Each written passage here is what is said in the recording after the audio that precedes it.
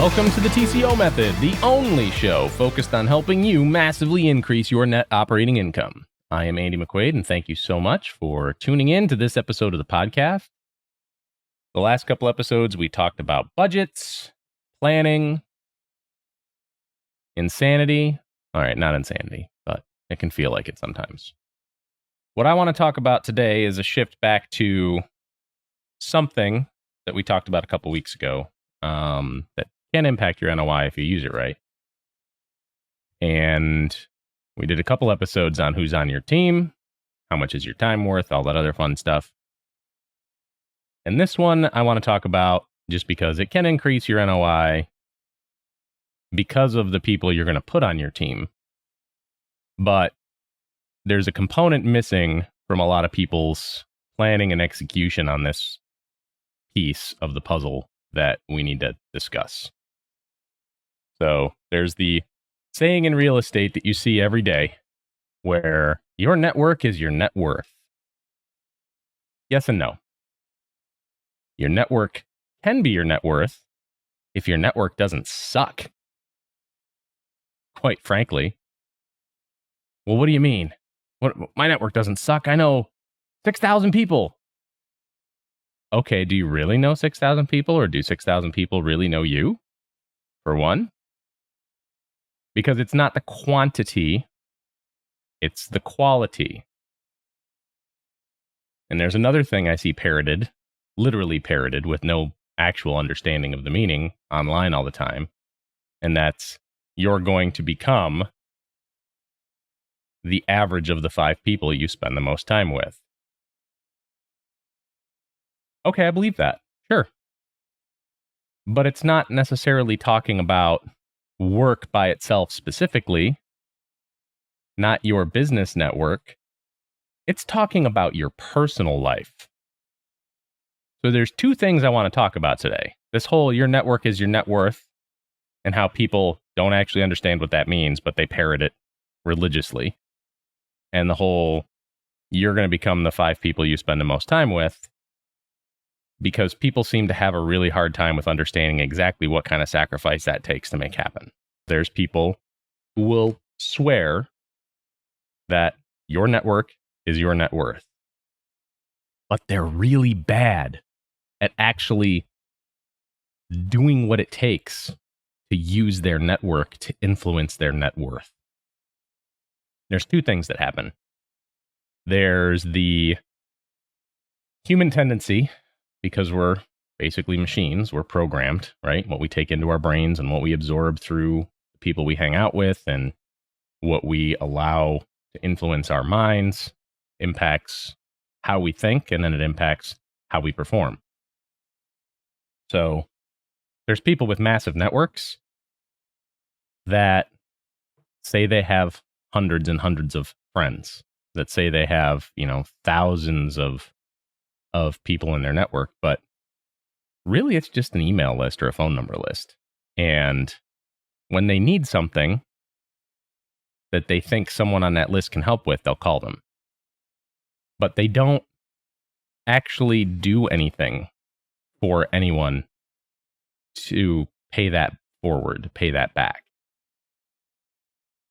So it's not really your network is your net worth for a lot of these people. A lot of these people look at their network as a resource to take, right? I call them takers. There's takers and makers. I call them takers because all they do is take. And there's different times in your life when you're going to be a taker because of things that are going on. And that's okay. This is not a psychology show. What I'm going to say is the network is your net worth people need to actually understand how that network works, how it functions, why they're there. Like, if you're the person who shows up once every, 3 or 4 get-togethers, and, you trade phone numbers, but you never follow up, you never make any phone calls, you don't send an email saying, hey, it was great meeting you, blah, blah, blah. where's the incentive for that person to remember you? Like, you need that hook after the event, because there's probably dozens or hundreds of people at these events, and you're shaking hands and kissing babies and meeting a lot of faces, and you're not going to remember all of them, but you will remember the ones who take the extra step to reach out. Thanks for the time. I appreciated it, blah, blah, blah. Now, not trying to tell you how to live your life, but the reality of networking in general, whether you're part of a networking group or you just go to events or regular meetups or whatever, is everybody in that room, everybody has a reason to be there.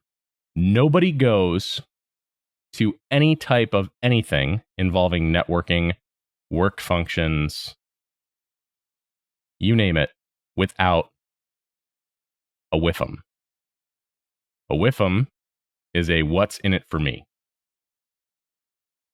Like, they can show up and say, oh, I'm just here to add value.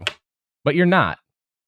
Because if you were just there to add value and you weren't going to get anything from it, free has no value.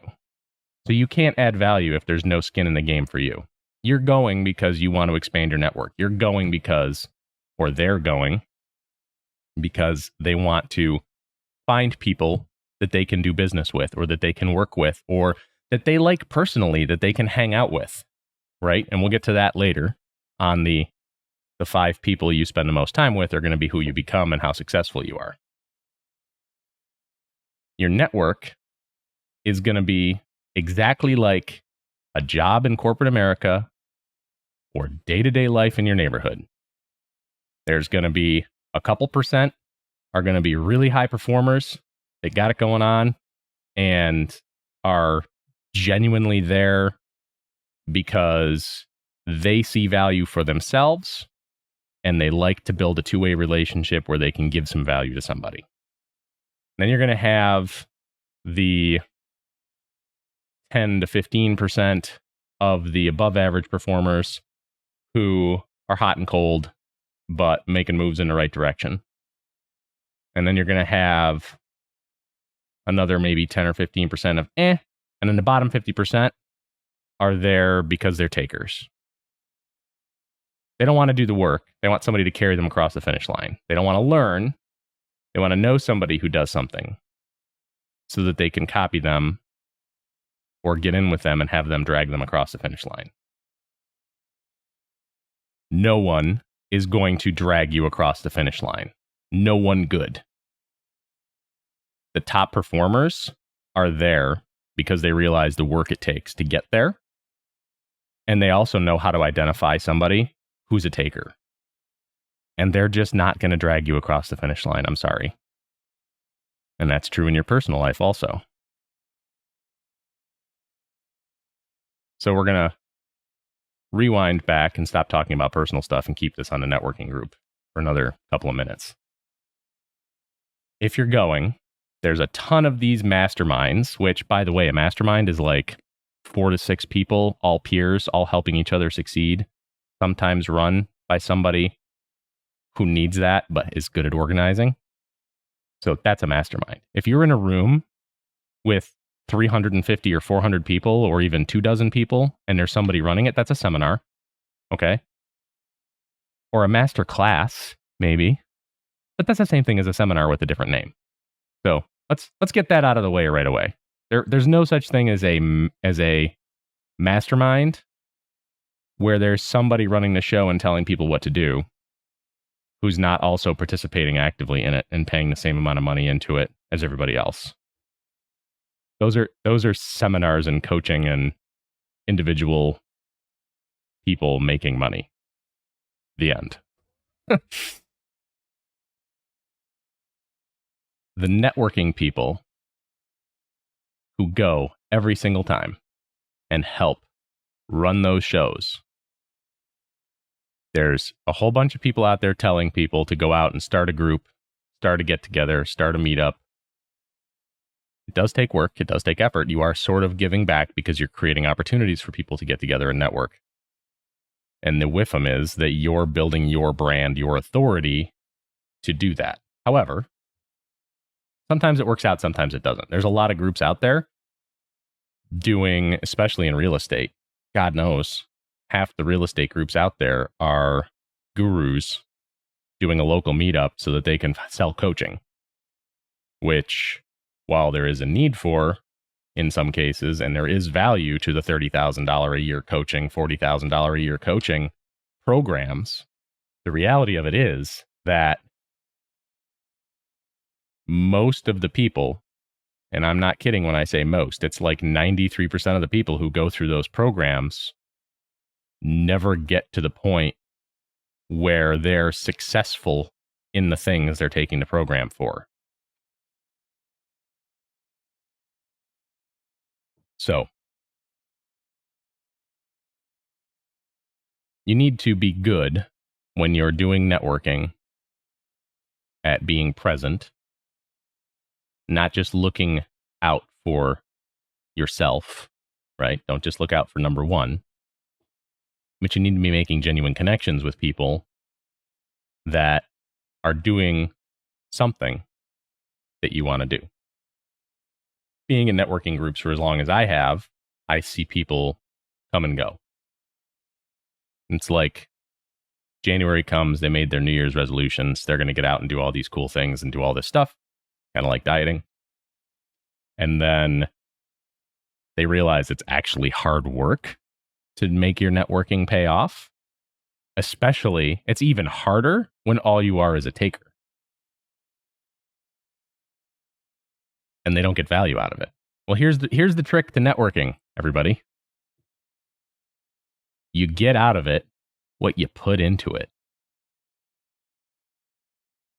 So if you give and you network genuinely, and you're trying to build your brand, you're trying to find potential prospects, but you're also helping other people, right? There's a WIFM for you, and then there's a give for other people, either by sharing education, sharing experience, sharing stories, introducing people that you know to other people you think could be useful in their network, helping to run the show if you're into volunteering and helping to run an organization. Those are all things that can help you with that. But you can't be the one-person show and just be a taker, right? There's got to be two ways. Well, if I start my own group, then I'm not a taker. Well, you kind of are, because it's your group, right? Like, it's one thing to start a nonprofit with a board of directors and a bunch of officers and have them run the organization and everybody volunteers their time, versus this is the Tommy show, and everybody's going to show up and hang out with Tommy because Tommy's awesome and he's got, all this stuff going on and it's great. And I want to hang out with the 5 people that are going to make me more successful. No one's going to make you more successful. You have to do that. You get out what you put in. So, transitioning over to the sacrifice I alluded to in your 5 people you spend the most time with being who you become. There's truth to it, but it's not what you think. The most successful people out there constantly, consistently, across all of them, will tell you that the hardest thing about being successful is that you have to leave people behind. There are people in your life that you can love, that you can care about, that you can want to spend time with genuinely. But when you take an objective look at it, again, from 10,000 feet, be neutral, take it apart and look at it. You need to do it objectively, meaning no emotional color, no reminiscing on times past. When you look at the people you're hanging out with in your personal life, not just in your networking events, but who you're spending your time with, what their attitudes are, what their beliefs are, what their work ethic is, how they treat their families, how they treat their friends, how they treat themselves, you have to look at it without any, oh, that's just Bob, and Bob's just like that.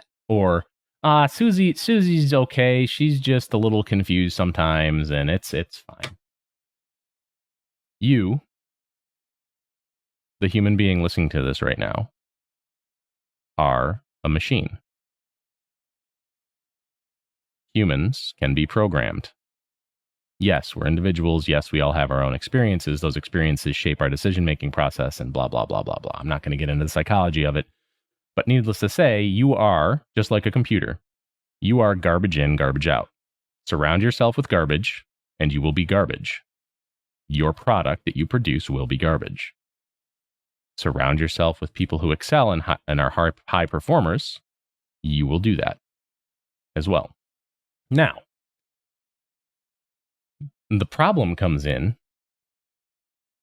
with when people can't separate the garbage from the success. You can't drag people across the finish line.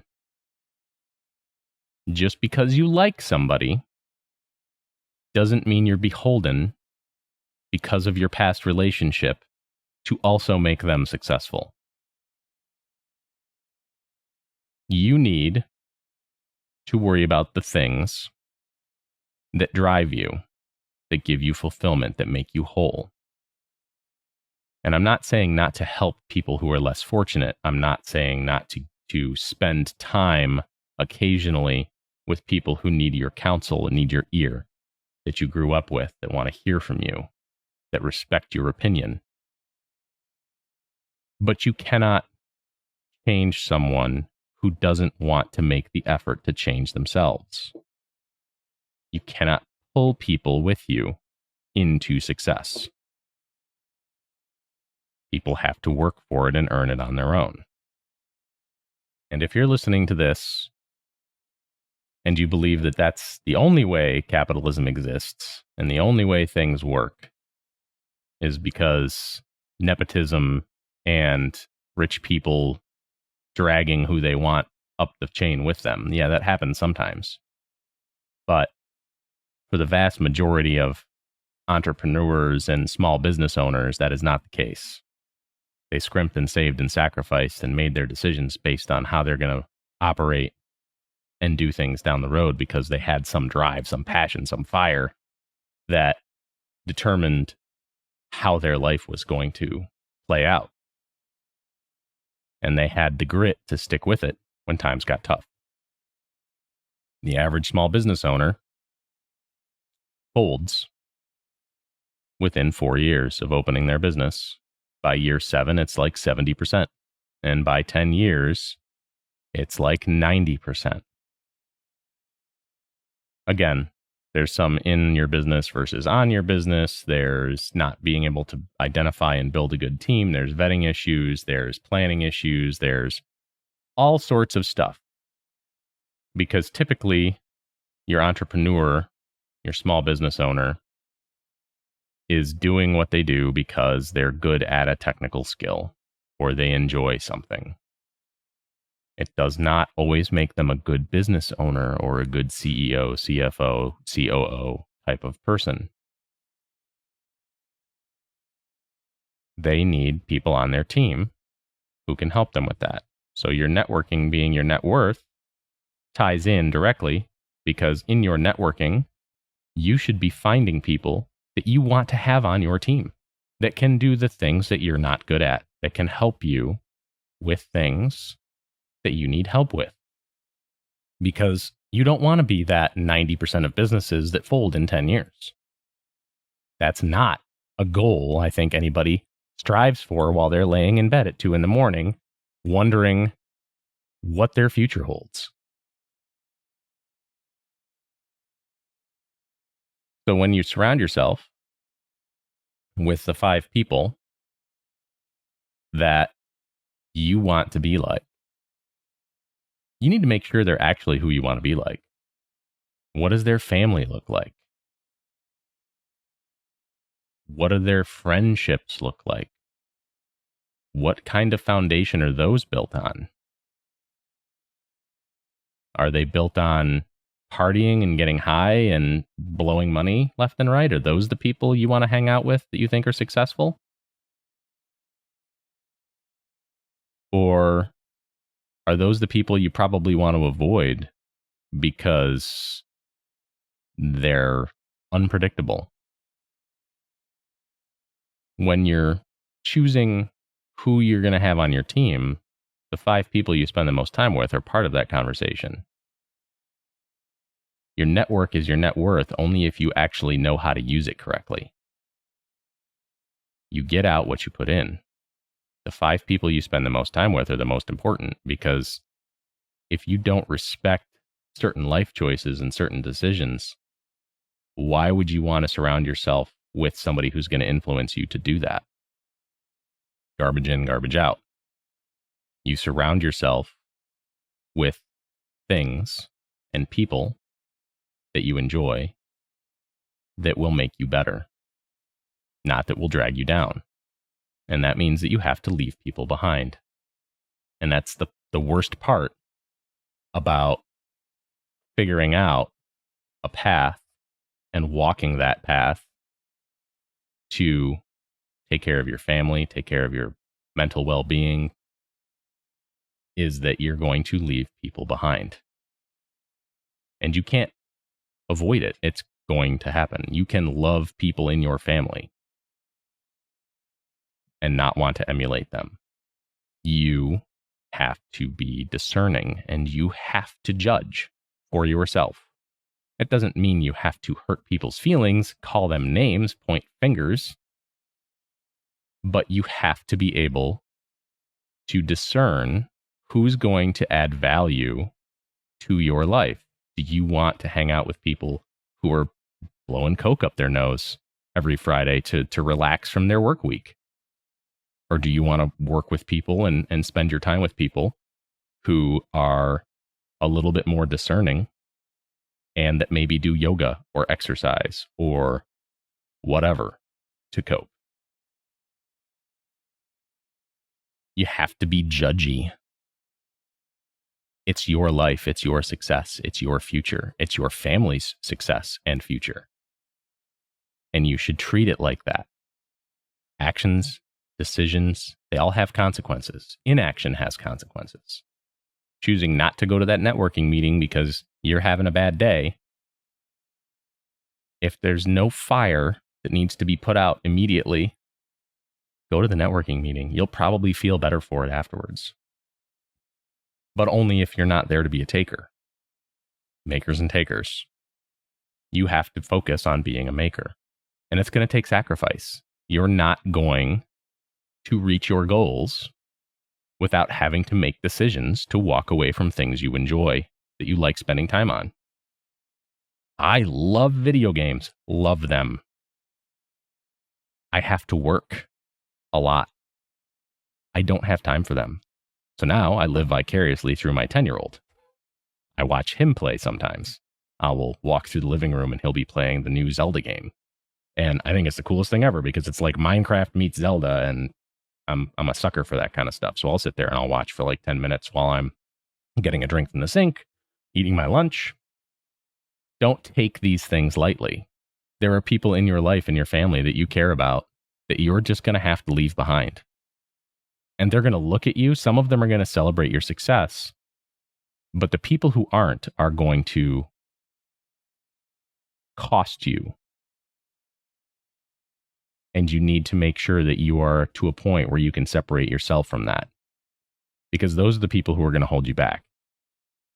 The same ones who are going to tear down your success and not celebrate with you, the ones who are going to be jealous and envious, are the ones who want you to drag them across the finish line. They're going to be the ones who expect stuff from you because now you're successful and you have money. They're going to be the ones who are telling you, you can't do that, you're crazy, don't do that. Just work your W-2 until you retire. It's the same thing in how you choose who you hire to run your operations.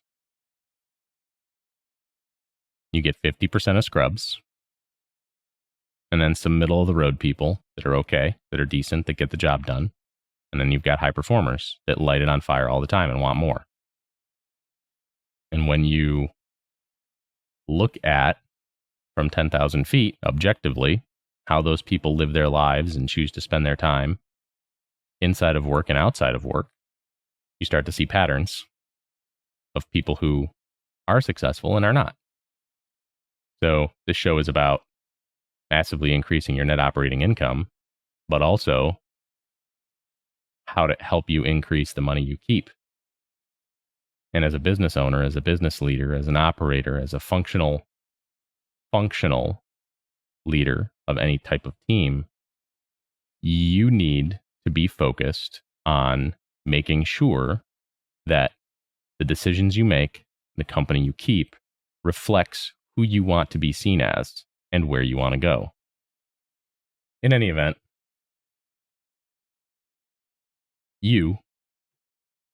if you want to build a successful team and attract successful business partners, you need to start making decisions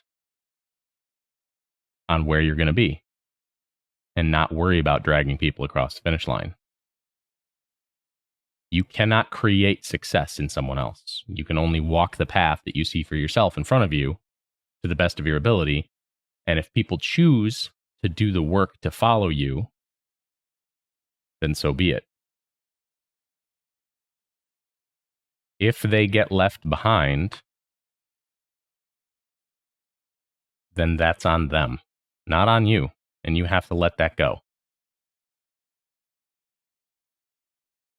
It is a lonely road.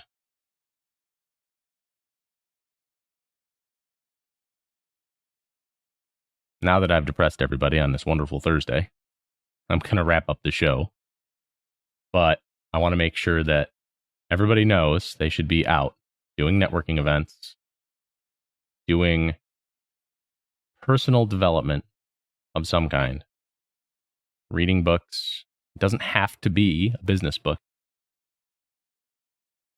If you want to build your vocabulary and become better at language and communication, you know what the billionaires of the world tell you to do? Read fiction. It doesn't matter what kind. Just read. Read fiction. Read fantasy, sci-fi, read Tom Clancy novels. Like, it doesn't have to be something heavy all the time.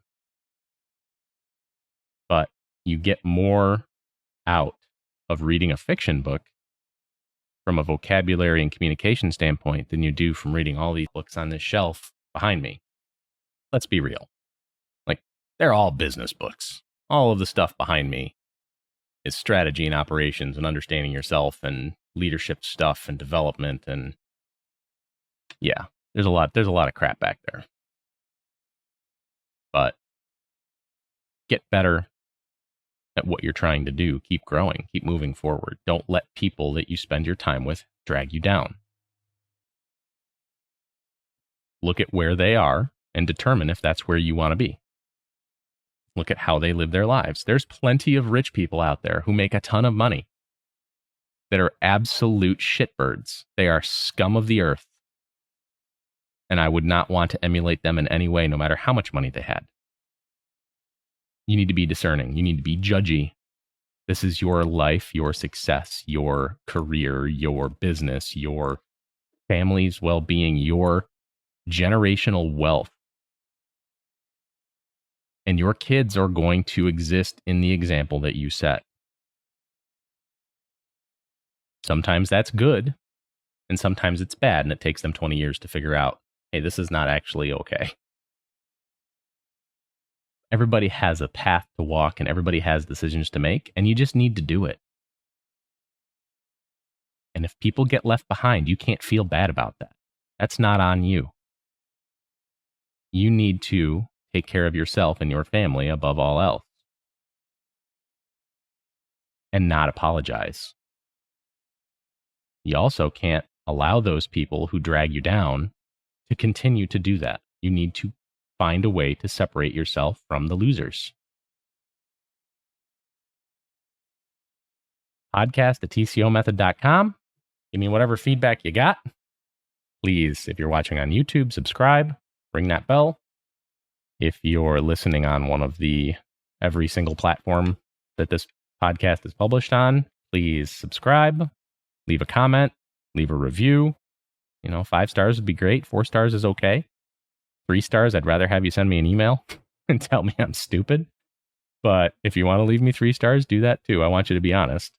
I'm just not going to be happy about it if I get 1, 2, or 3 stars. I said a lot of things in this particular podcast that's probably going to make a lot of people angry. So that's life, man. It is what it is. Thank you for listening. I want you to have a great weekend. Go do real estate. Go to a networking event. Make some friends. Shake some hands. Kiss some babies. Give value back. Don't be a taker. Be a maker. Your network is your net worth only if you know how to use it. And the 5 people you surround yourself, you become, but only if you're willing to do the work. If they're dragging you with them, it's not going to go well and it's not going to last. And if you're dragging somebody with you, you need to cut the cord.